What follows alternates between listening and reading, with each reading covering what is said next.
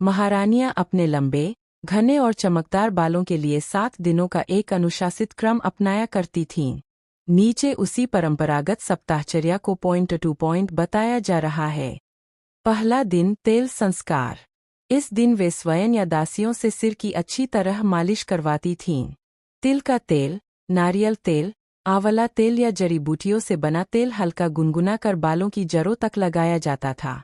इससे रक्त संचार बढ़ता और बाल मजबूत होते थे। दूसरा दिन, भाप और विश्राम। तेल लगाने के बाद बालों को कपड़े से ढककर हल्की भाप दी जाती थी। कभी कभी धूप में भी बैठती थी। इससे तेल जड़ों तक गहराई से पहुंचता और रूखापन दूर होता था। तीसरा दिन, प्राकृतिक लेप। इस दिन बालों में शिकाकाई, रीठा, आंवला, मेथी या दही से बना लेप लगाया जाता था। यह लेप कुछ समय तक रखा जाता और बालों को पोषण मिलता। चौथा दिन, शुद्ध जल से स्नान। नदी का जल, कुएं का जल या उबला ठंडा पानी लेकर बाल धोए जाते थे। किसी रासायनिक चीज का प्रयोग नहीं होता था, जिससे बालों की प्राकृतिक नमी बनी रहती थी। पांचवां दिन, केश सुखाना और सुगंध। बाल धोने के बाद उन्हें तौलिए से हल्के हाथों से सुखाया जाता था।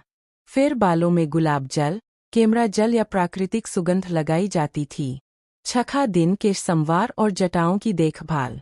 लकड़ी या हाथी दांत की कंघी से बालों को धीरे धीरे सुलझाया जाता था। दुमुन्हे बाल काटे जाते और केशों को ढीली चोटी में बांधा जाता था। सातवां दिन, विश्राम और मंत्र। इस दिन बालों पर कोई प्रयोग नहीं किया जाता था। वे शांत मन से विश्राम करती थी और कभी कभी केश सौंदर्य से जुड़े मंत्र या पूजा करती थी, जिससे मानसिक शांति और सौंदर्य दोनों बना रहता था। पुरानी रानी महारानियों के लिए बाल केवल सौंदर्य का साधन नहीं थे, बल्कि शक्ति, स्वास्थ्य और स्त्री गरिमा का प्रतीक माने जाते थे। उनके बालों की देखभाल आज की तरह किसी तात्कालिक प्रोडक्ट पर आधारित नहीं होती थी, बल्कि पूरे सप्ताह चलने वाली एक अनुशासित, शांत और प्राकृतिक दिनचर्या पर आधारित रहती थी, जिसमें शरीर, मन और प्रकृति तीनों का संतुलन शामिल होता था। सप्ताह के पहले दिन की शुरुआत प्रायः तेल संस्कार से होती थी। रानी प्रातःकाल सूर्योदय से पहले उठती थी और स्नान से पहले गुनगुने तेल से सिर की हल्की मालिश करवाई जाती थी। यह तेल सामान्य नहीं होता था, बल्कि नारियल, तिल या आंवला तेल में भृंगराज, ब्राह्मी, जटामांसी और नीम जैसी औषधियाँ कई दिनों तक पकाकर तैयार किया जाता था। दासियाँ उंगलियों के पोरों से धीरे धीरे सिर की त्वचा को दबाती थी ताकि रक्त संचार बढ़े और जड़ों तक पोषण पहुँचे। तेल लगाने के बाद रानी कुछ समय ध्यान या शांत संगीत सुनने में बिताती थी ताकि मन शांत रहे, क्योंकि माना जाता था कि अशांत मन बालों को कमजोर करता है। दूसरे दिन बालों को शुद्ध करने का समय होता था। उस समय साबुन या शैम्पू का प्रयोग नहीं किया जाता था, बल्कि रीठा, शिकाकाई, आंवला और सूखे गुलाब की पंखुड़ियों को उबालकर बने पानी से बाल धोए जाते थे। यह प्रक्रिया बहुत धीरे की जाती थी।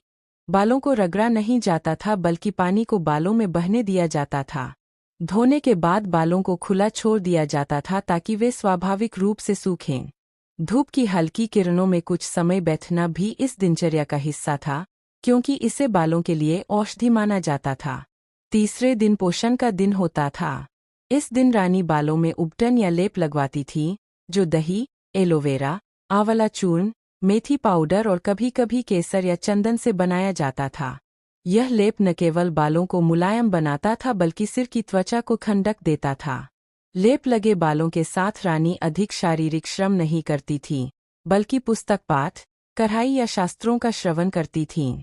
चौथे दिन बालों को विश्राम दिया जाता था। इस दिन बालों पर कुछ भी नहीं लगाया जाता था। उन्हें केवल लकड़ी या हाथी दांत की कंघी से धीरे धीरे संवारा जाता था। माना जाता था कि प्राकृतिक कंघी से कंघी करने से सिर की त्वचा में संचित तेल पूरे बालों में। चौथे दिन बालों को विश्राम दिया जाता था। इस दिन बालों पर कुछ भी नहीं लगाया जाता था। उन्हें केवल लकड़ी या हाथी दांत की कंघी से धीरे धीरे संवारा जाता था। माना जाता था कि प्राकृतिक कंघी से कंघी करने से सिर की त्वचा में संचित तेल पूरे बालों में समान रूप से फैलता है। इस दिन रानी अपने आहार पर विशेष ध्यान देती थीं, जैसे ताजे फल, दूध, घी और हरी सब्जियां, क्योंकि आंतरिक पोषण को बालों की सुंदरता की जड़ माना जाता था। पांचवें दिन बालों को सुगंध और मजबूती देने का दिन होता था। इस दिन बालों में पुष्प जल या हर्बल जल का छिड़काव किया जाता था, जिसमें चमेली, गुलाब या केमड़ा की खुशबू होती थी। कभी कभी हल्की मालिश भी की जाती थी, लेकिन बहुत कम तेल के साथ। यह दिन बालों को चमक और सुगंध देने के लिए माना जाता था, खासकर यदि किसी उत्सव या सभा की तैयारी हो। छठे दिन बालों की सजावट और सुरक्षा पर ध्यान दिया जाता था। बालों को कसकर नहीं बांधा जाता था, बल्कि ढीली चोटी या जूड़े में रखा जाता था। चोटी में रेशमी धागे या फूल लगाए जाते थे ताकि बाल टूटे नहीं। रात को सोते समय बालों को खुले छोड़ने के बजाय हल्की चोटी में बांधना आवश्यक माना जाता था, ताकि बाल आपस में उलझे नहीं और टूट-फूट से बचे रहें। सातवें दिन रानी आत्म देखभाल और विश्राम को महत्व देती थीं। इस दिन तेल, लेप या धुलाई नहीं होती थी। केवल बालों को छूकर, उन्हें स्नेह देकर और शांत वातावरण में समय बिताया जाता था। माना जाता था कि यह मानसिक शांति बालों की जड़ों तक ऊर्जा पहुंचाती है। इस दिन रानी अक्सर पूजा, ध्यान या प्रकृति के समीप समय बिताती थीं, जिससे उनका मन और शरीर दोनों संतुलित रहते थे। इस प्रकार रानी महारानियों का हेयर केयर रूटीन केवल बाहरी देखभाल नहीं था, बल्कि जीवनशैली का एक हिस्सा था। नियमितता, प्राकृतिक सामग्री, मानसिक शांति और धैर्य ही उनके लंबे, घने और चमकदार बालों का वास्तविक रहस्य था, जिसे वे पीढ़ी दर पीढ़ी अपनाती और सहेजती। बालों की देखभाल जब बिना केमिकल के की जाती है, तब वह केवल बाहरी सुंदरता तक सीमित नहीं रहती बल्कि जड़ों से लेकर मन तक असर डालती है। प्रकृति ने स्वयं ऐसी असंख्य वस्तुएं दी है, जिनका उपयोग सदियों से लोग करते आ रहे हैं और जिन पर आज भी आयुर्वेद, लोक परंपरा और अनुभव की मुहर लगी हुई है। पुराने समय में जब बाजार में बोतलों में बंद प्रोडक्ट नहीं थे, तब लोगों के बाल अधिक घने, लंबे और मजबूत हुआ करते थे, क्योंकि वे अपने आसपास उपलब्ध प्राकृतिक चीजों से ही बालों का पोषण करते थे। सबसे पहले बात आती है तेल की, क्योंकि बालों के लिए तेल केवल चमक देने का साधन नहीं बल्कि जीवन देने वाला तत्व है। नारियल का शुद्ध तेल बालों के लिए सबसे सहज और स्वीकार्य माना जाता है। यह सिर की त्वचा में आसानी से समा जाता है और बालों की नमी को बनाए रखता है। जब इसमें आंवला, भृंगराज या ब्राह्मी जैसे तत्व मिलाए जाते हैं, तो इसकी शक्ति कई गुना बढ़ जाती है। तिल का तेल ठंडे मौसम में विशेष रूप से लाभकारी माना जाता है, क्योंकि यह सिर की त्वचा को गहराई से पोषण देता है और रूखेपन को दूर करता है। सरसों का तेल भी पुराने समय में बहुत उपयोग किया जाता था, खासकर उन क्षेत्रों में जहां ठंड अधिक होती थी, क्योंकि यह रक्त संचार को तेज करता है और बालों की जड़ों को मजबूती देता है। तेल के अलावा प्राकृतिक लेप या मास्क बालों के लिए अत्यंत उपयोगी होते हैं। दही एक ऐसी चीज है जो लगभग हर घर में मिल जाती है और बालों के लिए किसी वरदान से कम नहीं है। दही सिर की त्वचा को ठंडक देता है, रूसी को कम करता है और बालों को मुलायम बनाता है। जब दही में एलोवेरा का गूदा मिलाया जाता है, तो यह मिश्रण बालों की नमी को संतुलित करता है और टूटने की समस्या को कम करता है। एलोवेरा स्वयं में एक पूर्ण प्राकृतिक कंडीशनर है, जो बालों को बिना किसी नुकसान के चिकना और मजबूत बनाता है। मेथी के दाने भी बालों की देखभाल में बहुत पुराने समय से इस्तेमाल किए जाते रहे हैं। रात भर पानी में भिगोकर पीसे हुए मेथी दाने जब बालों में लगाए जाते हैं, तो वे जड़ों को मजबूती देते हैं और झड़ते बालों की समस्या को कम करते हैं। मेथी में मौजूद प्राकृतिक तत्व सिर की त्वचा को पोषण देते हैं और बालों को घना बनाने में सहायता करते हैं। इसी तरह आंवला, चाहे वह ताज़ा हो या सूखा चूर्ण, बालों के लिए अमृत। बालों की मजबूती में प्राकृतिक रंग और जड़ी बूटियों की भी भूमिका रही है।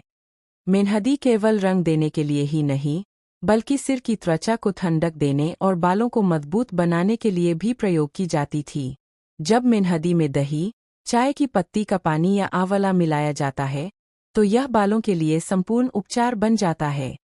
यह बालों को मोटा बनाती है और उन्हें टूटने से बचाती है। प्राकृतिक सुगंध और पोषण के लिए फूलों और पत्तियों का भी उपयोग होता था।